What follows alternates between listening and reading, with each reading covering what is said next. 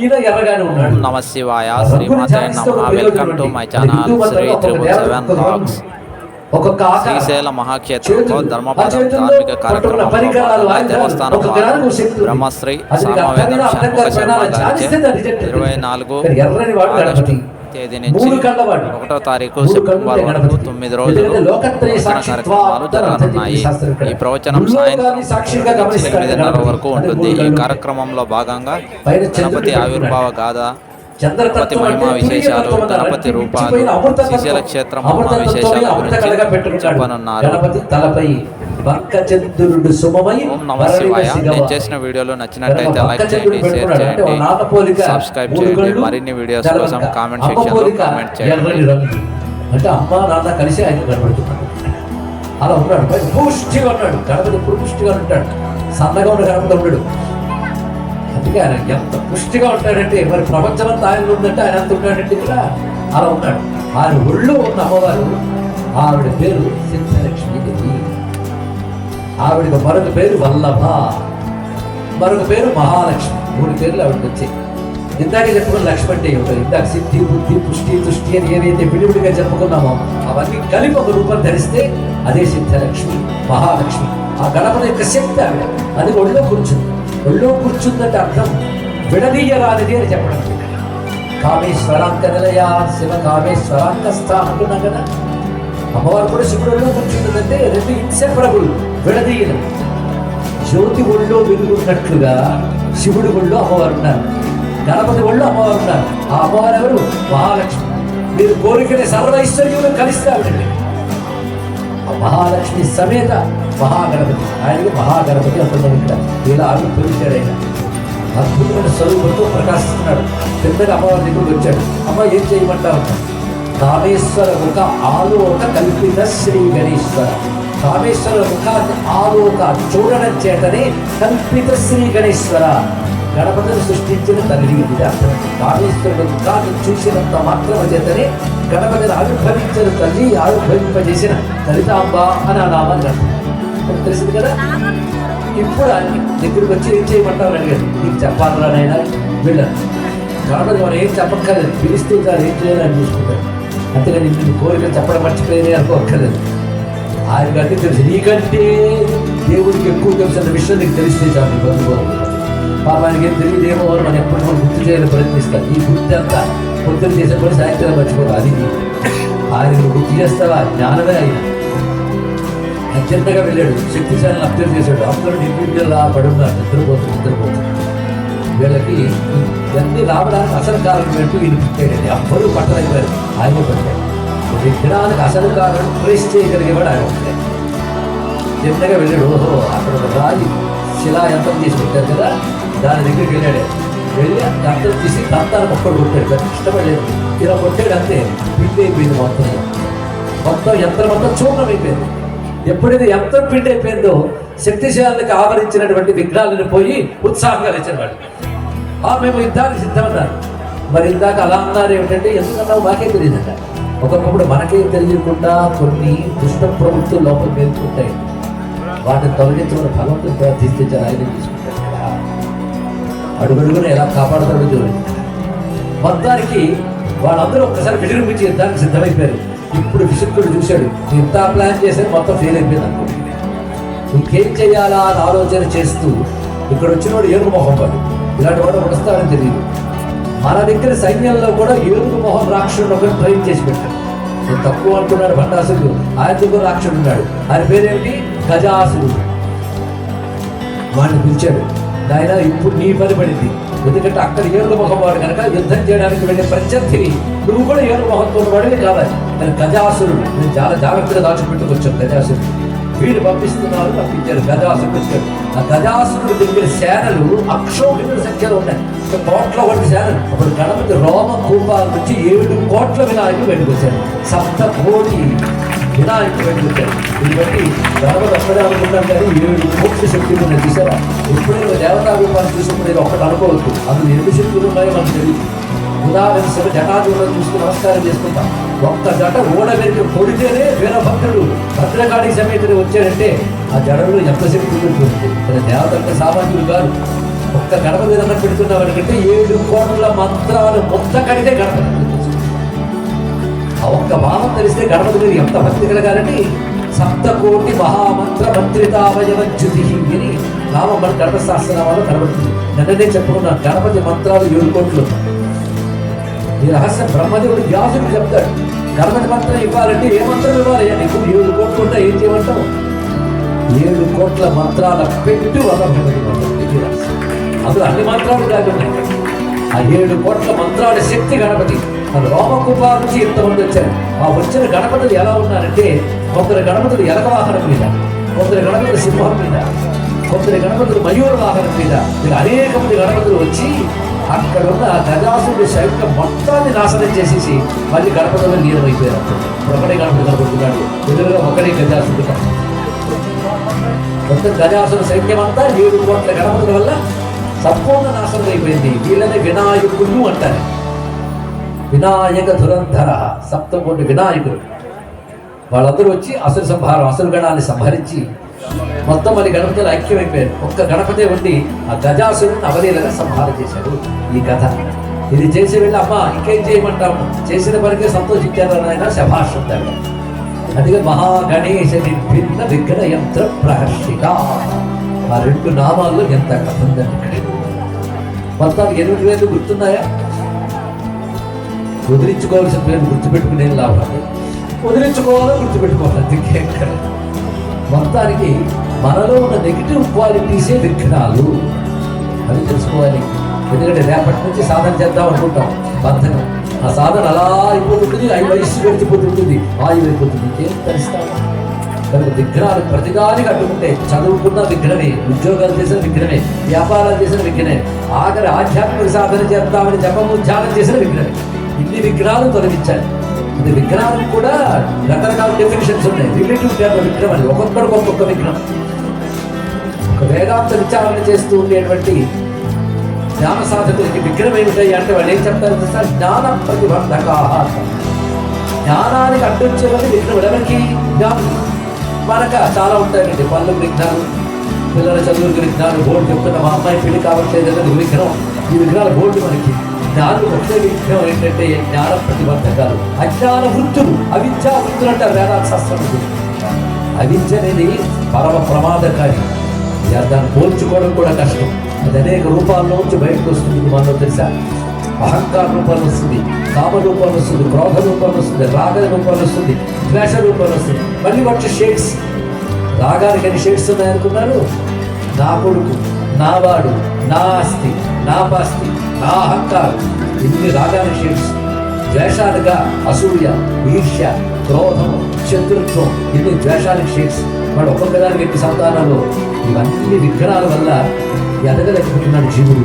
మళ్ళీ మళ్ళీ జనన మరణ బలం పొందకూడదు. ఇన్ని రకాల అవిద్యారూప విఘ్నాలు తొలగించమని గణపతి ఎప్పుడైనా అడిగావా? అలా అడగలేదు. పెళ్లిళ్ళు అయిపోవాలి, ఉద్యోగాలు అయిపోవాలి, ఇవే అడిగేది తప్ప అవిద్యావృత్తులు పోవాలని అడిగితే అది కూడా తొలగిస్తాడు. అజ్ఞానం నాశనం చేసేవాడిని గురువు అంటారండి. గురువు అంటే గణపతి ఆది గురువు. ఆయన ఆశ్రయిస్తే సర్వాన్ని చూసుకుంటారు. అందుకే సకలలో గురువుపాకి స్వామి శివకల్పతలో. సకలలో గురువు, గణపతిని గురువు అనుకోండి. గణపతికి గకారం చాలా ఇష్టంట. అందుకే గంభీర ప్రియుడు. బీజాక్షరాలు ఉపదేశం లేకుండా జపం చేయకూడదు. కానీ గణపతి నామాలందరూ అనుకోవచ్చు. గణేశాయ నమః, గణపతయే నమః, గుణపతయే నమః. ఇలాగ గకారంతో వచ్చే నామాలు 1000 ఉన్నాయి తెలుసా? గకార సహస్రనామ స్తోత్రము, సహస్రనామ స్తోత్రం. గురువు కూడా గకారంతో వచ్చింది కదా.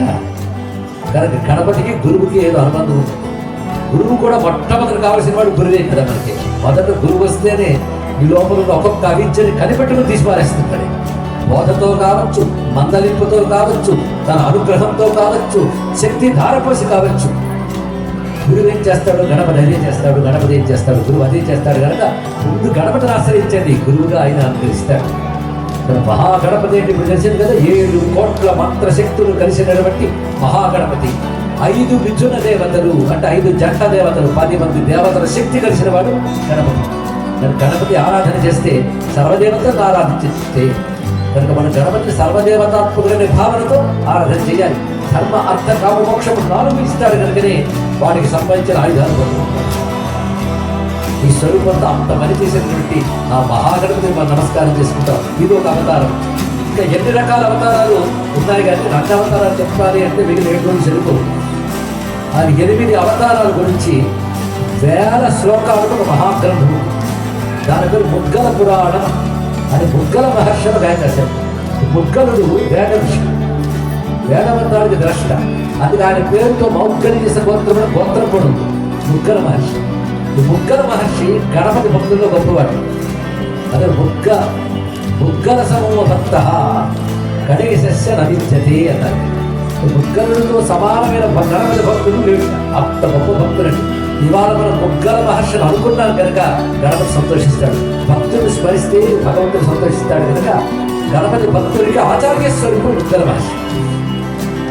ఈయన పుణే దగ్గర ఉన్న, పుణే అంటే పూనా, మన వ్యవహారం ఉంటుంది. అసలు పేరు పుణి, పుణ్యపురి అని దాని పేరు. దానికి దగ్గరలో కొంత దూరంలో మోర్గావ్ అని పట్టణం ఉంది. అది ఏనాటిలో కృతయుగం నాటి క్షేత్రం. ఏనాటి కృతయుగం అంటే మన కృతయుగంలో కాదు, ఇంకా ఎప్పుడు కృతయుగం నాటి. అక్కడ గణపతి శిలారూపంలో సింధూరం పూర్తి ఉంటాడు. గణపతి క్షేత్రాలన్నింటిలో మహా గొప్ప క్షేత్రం అండి మోర్గావ్ అని దాని పేరు. మయూరేశ క్షేత్రము అని సంస్కృతంలో, మయూరాన్ని హిందీలో మోర్ అంటారు. ఇక్కడ మోర్గావ్ మయూరేశ క్షేత్రం. అక్కడ గణపతి పెద్ద శిలారూపంలో ఉంటాడు. ఓంకారం కూర్చోబెట్టుంటాడండి, ఓంకార రూపంలో ఉంటాడు. అద్భుతమైన రూపం. అక్కడ చుట్టూ పరివార దేవతలు రహస్యములు చాలా ఉన్నాయి. ఆ క్షేత్రంలో ఇప్పటికీ గాణపత్య పీఠం ఉంది. మన శైవ పీఠాలు, శాక్తేయ పీఠాలు ఇవి మనకు తెలుసు. గాణపత్య పీఠం ఉన్నట్లు తెలియదు మనం. అక్కడ ఉంది గాణపత్య పీఠం. అక్కడ గాణపత్యులు ఉంటారు, ఆ సంప్రదాయం ఉంటుంది. ఆ చోట ఈ ముద్గల మహర్షి తపస్సును ఆచరించాడు. ముద్గల పురాణం సంస్కృతంలో అద్భుతమైన గ్రంథం, చాలా విశేషమైన రహస్య గ్రంథం. అందులో గణపతి 8 అవతారాలు చెప్తున్నారు. వీళ్ళని అష్టగణపతులు అంటాం. ఈ అష్టగణపతులకి మనం మహారాష్ట్రలో చూసి అష్టగణపతులకి సంబంధం లేదు, అవతారాలు లేదు, ఇది లేదు. ఈ అష్టగణపతుల పేర్లు ఇప్పుడు చెప్పుకుందాం. ఆ అష్టగణపతుల పేర్లు మంత్రాలుగా జపం చేసుకుంటే వాటి అనుగ్రహం కలిగిస్తుంది. పురాణ కథల్లో చిత్రం ఏంటంటే గణపతి వచ్చి ఒక రాక్షసుని సంహారం చేసేది చెప్తారు. ఇప్పుడు అక్కడ గజాసురుడికి చెప్పినట్టు రాక్షసులు బయట లేరయ్యా, నీ లోపలే ఉన్నారు. గణపతి ఉపాసనతో రాక్షసుని సంహరించుకో అని చెప్తారు. ఇక్కడ గజాసురుడు అంటే ఎవరో తెలుసా? ఇప్పుడు గజాసురుడికి అర్థం చెప్తారు. ప్రతి రాక్షసుడి పేరుకి అర్థం చెప్తే అయ్యో నాతోనే ఉన్నారే అంటారు. అందరికి చెప్పిన అరసాదీనా కృపణ ఏదో పురాణాల్లో లేదు, మనలో ఉన్నారని తెలిసింది కదా. ఇప్పుడు గజాసురుడు కూడా మనలో ఉన్నట్ట. కొంచెం అర్థం చేసుకునే ప్రయత్నం చేయండి. అందరూ పెద్దవాళ్ళు కూడా ఉన్నారు కనుక.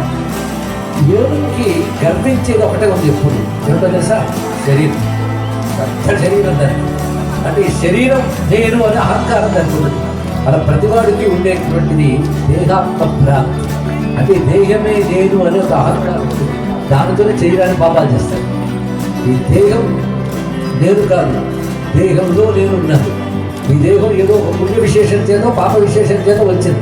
దీన్ని సద్వినియోగపరచుకొని మళ్ళీ ఇలాంటి దేహాలు పొందకుండా సద్గతిని పొందాలని ప్రయత్నించేవాడు ఉంటుంది. అది ముందు పోవలసింది దేహం నేననే అజ్ఞానం పోవాలండి.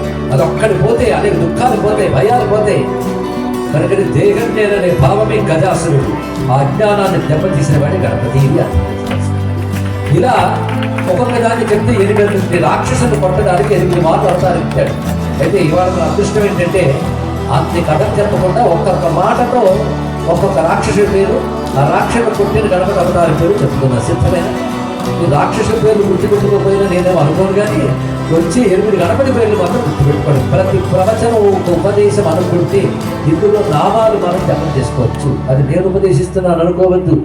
శ్రీశైల క్షేత్రంలో మహాగణపతి మన కోసం మీకు నాకు ఉపదేశిస్తున్నాను అనుకుందాం. శాస్త్రాల్లో ఉన్న అంశం ఇక్కడ, మరొకటి కాదు. మొదటిది వక్రతుండావతారశ్చ. ఇది శ్లోకాలు చెప్తున్నా. ఒక్కొక్క శ్లోకం ఒక్కొక్క అవతారం, ఒక్క శ్లోకమే. అధ్యాయాల కథను ఒక్క శ్లోకంలో చెప్తున్నాడు. వక్రతుండావతారశ్చ దేహానాం బ్రహ్మధారక మత్సరాసుర హందాస సింహవాహనగ స్మృత. ఒక్కొక్క అవతారానికి ఒక్కొక్క వాహనం ఉన్నది. అవతారము దాని వాహనము తెలుసుకోవాలి. మొదటి అవతారం ఏంటి? వక్రతుండ అవతారం. ఈయన వాహనం సింహవాహనం. సింహవాహనంపై ఉంటాడు ఈయన. అంటే వాళ్ళ అమ్మగారి వాహనం అంటే వాళ్ళ అమ్మగారి వాహనం ఏంటి అంటే అమ్మపోరి ఎక్కడ కూడా కనబడుతుంది. సింహవాహనగ స్మృత. అయితే చెప్పిన రాక్షసుడి పేరు మత్సరాసుర హంతాచ. మత్సరాసురుడు రాక్షసుడు సంహారం చేసేది. రెండవది ఏకదంతావతారో వై దేహినాం బ్రహ్మధారక మదాసురస్య హంతాస ఆఖువాహనగ స్మృత. తర్వాత చెప్తున్నారు ఇక్కడ ఏకదంత అవతారం. రెండవది ఏమిటి? ఏకదంత. ఇప్పుడు పేర్లు గుర్తుపెట్టుకున్న వక్రతుండ ఏకదంత. ఏకదంతావతారశ్చ. ఇతరు చంపిన రాక్షసుడు మదాసుర. మదాసురుడు మొదటి రాక్షసుడు పేరేమిటి? మత్సరాసురుడు. ఇది కూడా గుర్తుపెట్టుకున్న తర్వాత మనకు వస్తాయి. రెండవ రాక్షసుడు మదాసురుడు. మదాసురుడు చంపిన వాడు ఏకదంతుడు. ఈయన వాహనం ఏమిటి? ఆకు వాహనం. ఆకు అంటే ఎలుక. ఎలుక వాహనం పేరు ఉంటాడు ఈయన. మూడవ ఆయన మహోదర ఇతి ఖ్యాత. మహోదరుడే పేరుతున్నాడు. జ్ఞాన బ్రహ్మ ప్రకాశక మోహాసురస్య శత్రువులై ఆకు వాహనగ స్మృత. ఈయన కూడా ఎలక వాహనం మీద ఉంటాడు. ఈయన చంపిన రాక్షసుడు మోహాసురుడు. సులభంగా గుర్తుపెట్టుకోవాలి. ముగ్గురు రాక్షసులు అయ్యారు, 3 అవతారాలు అయ్యారు. ఈయన వాహనం ఆకు వాహనమే. ఎక్కువ ఎలక వాహనాలు కనబడుతుంది. గజానన సవిజ్ఞేయ సాంఖ్యేభ్య సిద్ధిదాయన లోభాసున ప్రహర్తావై ఆకుగాస్త ప్రకీర్తిత. ఈయన కూడా ఆకు వాహనుడు అంటే ఎలక వాహనం మీద ఉంటాడు. ఈయన పేరు గజానన అవతారం. మన మరాఠాలో గజానన పేరు పెట్టుకున్న వాళ్ళు చాలా ఉంటారండి. సిద్ధపురుషుడు గజానన మహారాజా. గజానన స్వామి యొక్క పేరు. అసలు గజానన అనేది ఒక మంత్రం, ఒక మంత్రం. ఏమిటి? ఏనుగు మొహం అంటే మంత్రమేనండి. ఆ మంత్రమే. అది ఎలా అయిందని నేను చెప్పాలంటే మీకు ఓపుకుంటే నాకు తీరుకుంటా. గజానన అక్షరాలతో మంత్రం వస్తుంది. ఇది ఇప్పుడు ఒక్కొక్క దానికి ఏకదంత అవతారం తర్వాత మహోదర అవతారం, మహోదర అవతారం తర్వాత గజానన అవతారం. ఈ అవతారం లోభాసురుడైన రాక్షసుడు సంహరించింది. ఆ తర్వాత వస్తున్నది లంబోదర అవతారో వై లంబోదర గణపతి. ఈయన క్రోధాసుర నిబర్హణ శక్తి బ్రహ్మ ఆకుగ సత్యత్ తస్య ధారక ఉచ్యతే. ఈయన క్రోధాసురుడైన రాక్షసుడు సంహరించాడు. ఈయన పేరేమిటి? లంబోదరుడు. ఈయన కూడా ఆకు వాహనంతో ప్రకాశిస్తుంటాడయ్యా అని వివరిస్తున్నారు. ఆ తర్వాత ఆకు వాహనం అంటే ఎలక వాహనం. ఆకు కాదు, ఆకు. సంస్కృతంలో ఆకు అంటే ఎలుక అని అర్థం. వికటో నామ విఖ్యాత కామాసుర విదారక మయూర వాహనశ్చాయం సౌర బ్రహ్మధర స్మృత. ఈ 8 అవతారాలు కొంచెం శ్రద్ధగా వినండి. అద్భుతమైన తత్వం 8 అవతారాల్లో దాగి ఉంది. అందుకు ఈయన పేరు వికటావతారం. ఈయన సంహరించిన రాక్షసుడు కామాసురుడు. ఈయన మయూర వాహనశ్చాయం. తర్వాత వచ్చిన అవతారం విఘ్నరాజ అవతారశ్చ. విఘ్నరాజ అవతారం. ఈయన శేషవాహనం వచ్చేది. ఆదిశేషుడు వాహనం పెట్టాడు. అంటే ఈయన శేషుడు కూర్చుంటాడు. ఈయన శేషుడు పడగ విప్పి తోక చుట్టుకుంటే చుట్టిన తోక ఆసనంగా చేసుకుని దాన్ని కూర్చుంటాడు. ఈయన చంపిన రాక్షసుడు మమతాసుర హంతాచ. మమతాసురుడనే రాక్షసుడు సంహారం చేశాడు. ఇప్పటికి ఎన్ని అవతారాలు అయ్యాయి? 7. శ్రద్ధగా వింటున్నారని తెలుస్తుంది. 8వ అవతారంలో వద్దాం. 8వ అవతారం ధూమ్రవర్ణావతారశ్చ. ధూమ్రవర్ణ అవతారం. ఇతను అభిమానాసుర నాశక. అభిమానాసురుడైన రాక్షసుడు సంహరించాడు. ఈయన ఆకువాహనయ వాసౌ. ఈయన ఎలక వాహనం మీద ఉంటాడు. శివాత్మాను సముచ్యతే. అవతారాలు వాళ్ళకొచ్చిన రాక్షసుల పేరు తెలిసారా? ఈ రాక్షసుల పేర్లు మీరు ఒక్కసారి ఆలోచిస్తే ఈ వ్యక్తుల పేర్లు కావు మొదటే తెలిసిపోతుంది. ఒకవేళ మీరు పొరపాటుని శ్రద్ధగా పెట్టి పొరపాటును శ్రద్ధగా పెట్టి నిరస్తున్న పొరపాటు ఎదుగుతుంది బాగా శ్రద్ధగా వినగలవా? 8 రాక్షసులు జాగ్రత్తగా. మొట్టమొదటి చెప్తుంటే మత్సరాసుర. మాత్సర్యం అంటే వాడి ముందు నాకు లేదని తెలుసుకుని వాడి పూర్వకురాలిపోవడాన్ని మాత్సర్యం అంటారు. అది ముందు పోవాలి. ఆ మాత్సర్యమైన రాక్షసుని చెప్పేవాడు ఎవరు? వక్రతుండ అవతారం. రెండవది మదాసుర హంత. మదం, కామ, క్రోధ, లోభ, మోహ, మద, మాత్సర్యం అంటారు కదా. అది వెనక నుంచి వచ్చేది. కానీ మాత్సర్యం తర్వాత వచ్చేది మదం. మదం అంటే అర్థం ఏంటంటే వచ్చిన దాన్ని చూసి విర్రవీగడం. ఇలా చెప్తే తెలుగులో బాగా ఎందుకంటే నిన్నటికి ఏమీ లేదు. ఇవాళ ధనమో విద్యో పదమో వచ్చింది. వాడి విర్రవీగుడు చూడాలండి. నిన్నటి వరకు ఎవడూ లక్ష్య పెట్టాడు. ఇవాళ పొరపాటుని గెలిచిపోయాడు. ఇంకా 5 ఏళ్ళు ఉంటాయి వాడి విర్రవీగుడుతనం. ఇంకా వాడిని మించిన వాడు లేదు అనుకుంటాడు. వాళ్ళు 5 ఏళ్ళ తర్వాత పట్టణ కూడిపోతాడు. మర్చిపోతాడు ఆ విషయం. 5 ఏళ్లలో విర్రవీగుతూ ఉంటాడు. అవునా లేదా? ఇదే మదం. ఈ మదాసురుని పోగొట్టే అవతారం ఏకదంత అవతారం. ఎందుకంటే దీన్ని బట్టి తెలుస్తున్నది భగవంతుడిని ఆరాధించడం అనేది ఏవో కోరికలు తెచ్చుకోవడం కోసం కాదు. మనలో ఉన్న దుర్లక్షణాలు పోగొట్టుకోవడం కోసం ఉపాసన చేయాలి. ఉపాసన యొక్క ప్రయోజనం మీరు దుర్లక్షణాలు తొలగిపోవాలి. దుర్లక్షణాలు తొలగిపోతే శుద్ధమైన భగవతత్వం కలుగుతుంది. ఈ లోపల ఉన్నది శుద్ధమైన భగవతత్వం. అది తెలియకుండా దుర్లక్షణాలు అడ్డుకుంటున్నాయి. దుర్లక్షణాలు తీసేయి, లోపల ఉన్న మధురమైన తత్వం తెలుస్తుంది. అంతే కదా. కొబ్బరికాయ లోపల మధురమైన ముక్క రుచి తెలియాలంటే ఎన్ని నరకాలు, ఎన్ని పీకాలు, ఎన్ని చేర్చాలి, ఎన్ని పగలగొట్టాలో మన లోపల ఉన్న పరమాత్మని మాధుర్యం తెలియాలంటే ఇవన్నీ తొలగాలండి. అది మన చేత కాదు కనుక ఉపాసన ద్వారా వీటిని కోరుకుంటే తెలుగుతున్నాడు. ఏమి కథ అంటే ఏం అద్భుతమైన కథ. రెండో రాక్షసుడి పేరేంటి? రాక్షసుడి పేరు అడిగాను, అవతారం పేరు మదాసురుడు. ఆయన సంహరించిన దైవం ఏకదంత అవతారం. మూడవ రాక్షసుడు మోహాసురుడు. మోహాసురుడు అంటే అందరూ చెప్తూ ఉంటారు, మనకు తెలుస్తూ ఉంటుంది కానీ వదిలిపోయింది. కానీ మోహం అవునా లేదా? కాబట్టి డబ్బు కోసం నేను పని చేయడం మంచిది కదండి, డబ్బే మిగిలిదా అని పెద్దలు చెప్తారు. పాప తెలుసుకోవాలి అంటారు. కానీ దానికోసం పడుకునే ఉంటాం. పట్ల లేదు. దీని పేరు మోహం. సృష్టిలో అంతా అయితే పెద్దవాళ్ళు చెప్తుంటారు కానీ మోహం వదులుకైనా ఎందుకు ఈ పిల్లల మీద వ్యామోహం ఏంటి, వీళ్ళ మీద వ్యామోహం ఏంటి, వీళ్ళు లేకపోతే మరో వ్యక్తి మీద మోహం పెట్టుకుంటాం. జడమంతని వాడి లేడి మీద మోహం పెట్టుకుంటారు. వాడి జన్మించేది ఈ మోహాన్ని లాజిక్ పని చేయదు. ఏ వాడికి తెలీదా? పెద్దవాళ్ళు చెప్తారు, పూర్వం పని చేస్తుంది కానీ మోహం వదులుకోదు. ఎవరు చెప్పినా వదులుకోలేదు మోహం. అసత్యమని తెలిసినా అసత్యాన్ని వదలలేము, సత్యమని తెలిసినా సత్యాన్ని పట్టుకోలేము. ఎందుకంటే ఒకసారి రమణ మహర్షి శిష్యుడు వచ్చి ఉపన్యాసం మొత్తం వేదాంతం అంతా చెప్పాడు. చెప్పిన వెంటనే శిష్యుడు ఒక్కొక్క వచ్చి నమస్కారం చేసుకుంటూ, కాబట్టి మా కోడలు మా మాట వినట్లేదండి, ఏం చెప్పమంటారండి, ఎంత ఉపన్యాసం దానికి ఇప్పుడు కోడలు వశీకరణ చేసుకోవడం మాత్రం చెప్పమంటారా అన్నట్టు. గురువుగారు ఒక్కొక్కప్పుడు ప్రవచన చెప్పేవాడు పూర్వం ఏడుస్తుంటారు. కానీ చెప్పింది వాళ్ళ పరిస్థితి కాపాడుతుంది. వీరి పేరు మోహం అంటారు. ఏ బాబు ఇక్కడ ఇది కూడా కష్టం తెలుసుకోదు కదా. అదే భగవంతుడు ఆరాధిస్తూ డిగ్రీ కూడా శక్తి మనకు మనమే మంత్రం తీసేసుకొని సిద్ధం చేసిందంటే మనకు సిద్ధం చేసినప్పుడు ఇవి జయించేమంటే సిద్ధం వచ్చింది తెలుసుకోండి. ఈ మాట ఏం చెప్పలేదు. కృష్ణ పరమాత్మ చెప్పాడు, శత్రువు వయస్సు ప్రాక్షరీర విమోక్షణ కామక్రోధం శరీరం విడిచిపెట్టే లోపలే కామక్రోధ వేగాన్ని ఎవడు నియంత్రిస్తాడో వాడు సిద్ధుడు, వాడు సత్పురుషుడు. తెలుసుకోండి. నెగిటివ్ క్వాలిటీస్ని జయించడమే విజయం.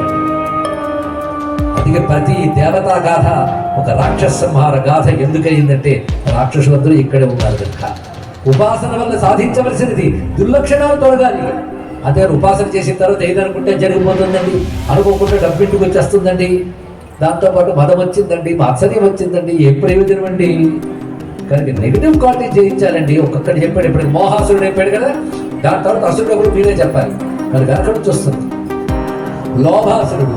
లోభం అంటే ఏమిటంటే వచ్చిందంతా నాకే ఉండాలి, అది కూడా నాకే వచ్చేయాలి. ఈ లోభం ఒకంతట వదలదు. ఏదున్నా దాని మీద ఒక లోభం, లేని దాని మీద ఒక లోభం, ఉన్న దాని మీద మరొక లోభం. ఈ లోభాసురుని సంహరించిన అవతారం ఏంటి? గజానన అవతారం. దాని తర్వాత వచ్చినది క్రోధాసురుని పరకణ. వీడున్నాడే, చాలా మంది క్రోధం చేయించాలనుకుంటున్నామండి, ఏం చేయమంటారండి పెద్ద అడుగుతుంటారు. భలే వచ్చేస్తుంది. వేదాంత క్లాస్ వినడానికి వెళ్ళినప్పుడు కూడా క్రోధాలు వస్తుంటాయి. అక్కడికి ఎందుకోమో వీడికి ఎందుకోమో మరి ఎందుకు వచ్చినట్టు అర్థం కాదు. క్షేత్రానికి వెళ్ళినా వదలదు, వేదాంత క్లాసులకి వెళ్ళినా వదలదు. క్రోధం. కానీ ఆ క్రోధాన్ని నిగ్రహించడం కోసం వచ్చిన అవతారం లంబోదర అవతారం. దానికి నామాలు పలుకుంటే ఈ దుష్టశక్తి పోతుంటాయి. దాని తర్వాత వచ్చినటువంటి అవతారం ఏం చెప్తుందో గుర్తుందా? వికటావతారం. ఈయన చేసే ఈయన సంహరించే రాక్షసుడు పేరు కామాసురుడు. అర్థమైంది. కామానికి అసురుడిని పేరు పెట్టారు కానీ కామాన్ని ఓడించినటువంటి వాడు. వాళ్ళ తర్వాత వచ్చినటువంటి వాడు విఘ్నరాజు. ఈయన మమత అసుర హంత. మమత అంటే అది రాక్షసుడి పేరు అనుకుంటారు. మమత అంటే నాది. దేనికైనా నాది అనే భావం ఏర్పడిపోయిందా ఇంకా దాంతో చుట్టుకుని మిగిలిన వాళ్ళు వచ్చేస్తుంది. అహంకారం మమకారం అంటారు కదా, ఆ ఇద్దరిని చివరి పెట్టాడు. మొదటి 6 రాక్షసులు అయిపోయారు. ఎక్కడి నుంచి? మత్సరాసురం నుంచి కామాసురం వరకు. నలుగురి చూస్తే కామక్రోధ లోభమాస పరమాత్సరం వెనక్కి. వాళ్ళిద్దరికి అసలు వాళ్ళు ఇద్దరు ఉన్నారు, మమకారం అహంకారం. మమతాసుర నాది అని ఫీలింగ్ వచ్చేసిందా కొట్టేసింది. అందుకే చండీ సప్తశతిలో కూడా మమత్వగర్తేతి మహాంధకారే విభ్రామయే యదదతీవ విశ్వం అని చెప్పారు. మమత్వాకృష్ట చేతసార మొదలక్షరం చెబుతారు పండితులు సమాధి. అక్కడ ఉంటే కదా ఇది మమత్వం. మమ అనేటటువంటి భావంతో మోహం అనే అంధకారంలో కూడా సంసారంలో తిప్పుతుండవమ్మా అవిద్యతో జీవితం. మమత్వం అంత చెడ్డది. 10 మంది ఉంటారు, అందరి పట్ల ఉండదు, ఒకటి పట్ల మమ ఇంకా వాడుతోనే లేదా వాడుతోనే అనుభవం, వాళ్ళ గురించి ఆలోచిస్తుంది, వాళ్ళకి ఏదైనా పాపం, వాళ్ళ అనుకూలం ఉంటే ప్రేమ. ఇవన్నీ మమత్వం కలుగుతాయి. మమత్వం అనే అసుడు వాడిని సంహరిస్తుంది. మమత్వం 2 రకాలుగా తెలుసుకోండి. నా మిత్రుడు అది మమకారమే, నా శత్రుడు అది మమకారమే.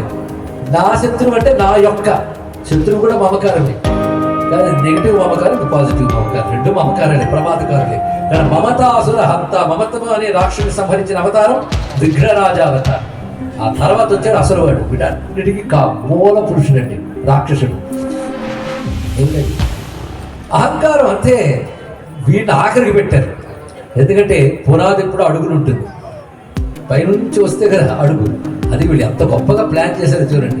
మనం కామక్రోధ లోభము మార్చలేనంటాం, ఇప్పుడు మార్చలేము. మదము, మోహము, లోభము, క్రోధము, కామం అడ్డించొచ్చు చూసారు. అంటే కింద బేసిక్ తీసుకెళ్తున్నాడు, ఆధారం ఏంటో. ఎంత అద్భుతంగా ప్రణాళిక వేశారు. వీటన్నిటికీ కామక్రోధాలన్నిటికీ ఆధారం మమకారం, దానికి ఆధారం అహంకారం. ఇది చెడ్డ అహంకారం. నేను అది వచ్చినప్పుడు నాది వస్తుంది. ఆ 2 వచ్చేప్పుడు కామక్రోధలో మాంసాలు వచ్చాయి. ఒక్కొక్కటి కొట్టుకుపోతే మమత్వం కూడా కొట్టుకుపోతే మిగిలిపోయింది అహంకారం. దాన్ని కూడా కొట్టేశాడు. ఎప్పుడైతే ఈ అహంకారం పోయిందో ఆ బ్రహ్మాస్మి జ్ఞానం లభిస్తుంది. ఆ జ్ఞానం లభిస్తుంది స్పష్టంగా. ఇక్కడ మన జ్ఞానం ఉపాసన చేస్తే ఒక్కొక్క పేరుతో వచ్చి ఒక్కొక్కటి కొట్టుకుంటూ వెళ్ళి చివరికి అన్ని తీసేసాడు. చూసారా అవతారం బాగున్నారు కదా. ఇది ఇంతవరకు జాగ్రత్తగా పెట్టి కొట్టిన రాక్షసులు అవతారం పేరు, వాహనం పేరు చెప్పారు. దానికి వాహనం ఎందుకు ఇవన్నీ నేను చెప్తే ఇంకా లోటు వెళ్ళిపోతుంది, సమయం ఉండదు. కానీ ఇక్కడ మరొక రహస్యాలు కనబడుతుంది, జాగ్రత్తగా. మొదటి చెప్పినప్పుడు ఏది వక్రతోనే చెప్పినప్పుడు దేహానా బ్రహ్మధారక, రెండవది దేహినా బ్రహ్మధారక, మూడవది జ్ఞాన బ్రహ్మ ప్రకాశక, నాలుగవది సాక్షాభ్య సిద్ధిదాయన, ఐదవది శక్తి బ్రహ్మ, ఇంకా ఆరవది సౌర బ్రహ్మ, ఏడవది విష్ణు బ్రహ్మ, ఎనిమిదవది శివ బ్రహ్మ. ఇక్కడ ఉంది అసలు రహస్యం. ఇది కొంచెం లోతు, అందుకే చివరికి చెప్తుంది. కొంచెం పట్టుకునే ప్రయత్నం చేయండి. మొదట బ్రహ్మ. బ్రహ్మ అంటే అర్థమే, బ్రహ్మకి చతుర్ముఖ బ్రహ్మగారు పరబ్రహ్మ. సర్వ దేవతలుగా ఉన్నవాడు పరబ్రహ్ముడు ఉన్నాడు. ఆ పరబ్రహ్మే బ్రహ్మ విష్ణు రుద్రాల రూపాలు ధరిస్తాడు. అది హిందూ మతంలో పరబ్రహ్మని కాన్సెప్ట్ ఎక్కడ కనబడదు. ఆ పరబ్రహ్మమే రకరకాల రూపాలు ధరించి సర్వజీవుల్లో ఉన్నాడు. సర్వజీవుల్లో ఉన్నప్పుడు ఆత్మ అంటాం. సర్వత్ర ఉన్నవాడంటే బ్రహ్మ. పరబ్రహ్మ పరమాత్మ అన్న ఒకటి తీసుకుంటాం. ఈ పరబ్రహ్మమే దేహమనందున్నప్పుడు, అంటే ఆ పరబ్రహ్మ పనిచేస్తేనే దేహం పనిచేస్తుంది. ఆ దేహం బ్రహ్మగా ఉన్నటువంటి పరమాత్మని మీరు వక్రతుండ అని పేర్కొంటున్నారు. దేహాన్ని అధిష్ఠించినటువంటి పరమాత్మ పేరు వక్రతుండ. దేహినా అన్నాడు. దేహము దేహి, దేహము కలవాడు దేహి. దేహి అంటే జీవుడు. ఆ జీవుడు అనే జీవభావాన్ని అధిష్ఠించేటువంటి పరమాత్మ పేరు దేహదంత. ముందు దేహం, తర్వాత దేహి, ఇలా రావాలి. ఇదంతా కూడా వేదాంత విచారణలో తీసుకెళ్తుందని చూడండి. అంటే మామూలు వారికి రాక్షస కథల్లా వినబడేవి ఆలోచిస్తే వేదాంత విచారణలో తీసుకెళ్తారు. అద్భుతమైన వృత్తాంతం. ఇక్కడ మొదటి దేహ బ్రహ్మ, రెండవది దేహి బ్రహ్మ, మూడవది జ్ఞాన బ్రహ్మ. ఎందుకంటే దేహము దేహికి మధ్యలో మరొకటి ఉంది, బుద్ధి. ఆ బుద్ధి ఎలా చెప్తే అలా పనిచేస్తాయి కదా. ఆ బుద్ధి శక్తిని నడిపేటువంటి పరమాత్మని జ్ఞాన బ్రహ్మ అన్నారు ఇక్కడ. తర్వాత వచ్చింది సాంఖ్యేభ్య సిద్ధిదాయన, సాంఖ్య బ్రహ్మ. సాంఖ్యము అంటే తత్వములు, పంచభూతాలు, పంచ తన్మాత్రలు, పంచ జ్ఞానేంద్రియాలు, పంచకర్మలు, పంచకర్మేంద్రియాలు, మనోబుద్ధి చిత్త అహంకారములు అనే తత్వములు సృష్టిలో ఉన్నాయి, బయట లోపల ఉన్నాయి. అర్థమైందా? ఈ తత్వములు నియామకుడు కూడా అతను సాంఖ్య బ్రహ్మ. ఆ అవతారం గజానన అవతారం. లంబోదర అవతారం శక్తి బ్రహ్మ అన్నారు. ఇవన్నీ పనిచేయడానికి కావాల్సిన శక్తి ఉంటుంది కదా, ఆ శక్తి బ్రహ్మగా ఉన్నటువంటి వాడు. ఆ తర్వాత వచ్చినటువంటి అవతారం వికటావతారం సౌర బ్రహ్మ, సూర్య రూపంలో ఉన్న బ్రహ్మదేవుడు. సూర్య రూపంలో అంటే మన దృష్టిదైవం సౌర బ్రహ్మ. ఇక విఘ్నరాజావతారం విష్ణు బ్రహ్మ, సర్వవ్యాప్తుడు విష్ణువుగా ఉన్నటువంటి వాడు. చివరికి వచ్చిన ధూమ్రవర్ణావతారం శివ బ్రహ్మ, శివ రూపంలో ఉన్నవాడు. చూసారా, సూర్యుడు, విష్ణువు, శివుడు చివరికి వచ్చాడు. దానికంటే ముందు శక్తి వచ్చింది, దానికంటే ముందు 24 తత్వాలు, దాని తర్వాత బుద్ధి, దాని తర్వాత దేహి, తర్వాత దేహం. దేహం నుంచి శివుడు వరకు వెళ్ళింది. అంటే ఆ శివుడు చివరికి ఉన్న తత్వం దేహం నుంచి క్రమంగా శివుడికి వెళుతున్నాం. అలా వెళ్ళడానికి గణపతి 8 రూపాలు ధరించి ప్రతి దాంట్లో తానే ప్రకటింపబడుతూ ఉంటే 8 శ్లోకాలు 8 మంత్రాలుగా మనం భావన చేసి గణపతి చేసుకుంటే ఎంత బాగుంటుంది. 8 అవతారాలు ఉత్తర పురాణంలో చెప్తున్నారు కనుక మిగిలినవన్నీ మనం విడిచిపెట్టి దుష్టశక్తులను దుర్వాడు 8 నామాలు గుర్తుపెట్టుకుంటే చాలండి. 8 నామాల మహామంత్రాలు జపం చేస్తే చాలు. కనుక మీ చేత ఇప్పుడు 8 నామాలు అనిపించడానికి నేను సిద్ధం, అనడానికి నేను సిద్ధమేనా? ముందుగా మహాగణపతయే నమః, మహాగణపతయే నమః, వక్రతుండాయ నమః, వక్రతుండాయ నమః, ఏకదంతాయ నమః, ఏకదంతాయ నమః, మహోదరాయ నమః, మహోదరాయ నమః, గజాననాయ నమః, గజాననాయ నమః, లంబోదరాయ నమః, లంబోదరాయ నమః, వికటాయ నమః, వికటాయ నమః, విఘ్నరాజాయ నమః, విఘ్నరాజాయ నమః, రూప్రవర్ణాయ నమః. రూప్రవర్ణాయ నమః. 8 నామాలు ఇచ్చే జపించుకుంటే చాలా విశేషం. దీనివల్ల శివుడికి ఇంకేం కావాలి? తనలో ఉన్నటువంటి అన్ని విపరీత శక్తులు పోయిన తర్వాత శుద్ధమైన భగవాను శివతత్వానికి ఆ 8 శుద్ధి చేస్తూ 8 నడిపే పరబ్రహ్మ శక్తులని మనం 8 అవతారాలుగా నిర్వహిస్తున్నాం.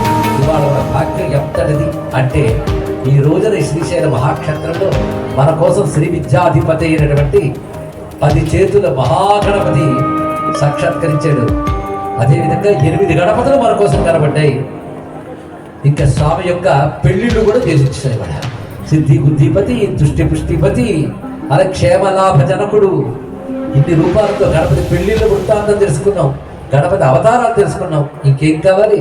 ఇవాళ తెలుసుకుందాం, మననం చేసుకుంటూ తిరిగి రేపు సమావేశం అవుదాం. సర్వం శ్రీ